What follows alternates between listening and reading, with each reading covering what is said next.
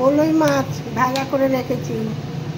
আমি মশলা কষিয়ে নিয়েছি, পেঁয়াজ বেটে একটু আদা দিলাম, কাঁচা লঙ্কা দিলাম, দিয়া জিরে নুন হলুদ সব দিয়ে একসঙ্গে পেস্ট করে এই যে মশলাটাকে ভেজে নিলাম।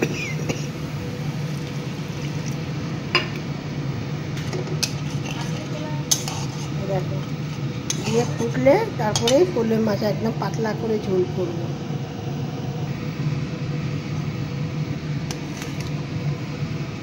ঢেলে দিলাম, যেহেতু কাঁচা লঙ্কা বেটে দিয়েছি আর কাঁচা লঙ্কা দেবো না।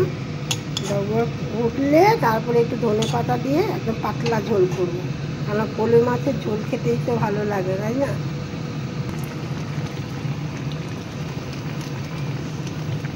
ধনে পাতা দিয়ে দিলাম। দেখো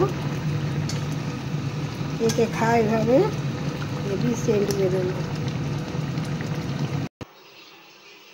কমপ্লিট আমার কলই মাছের ঝোল। দেখো পাতলা ঝোল করেছি।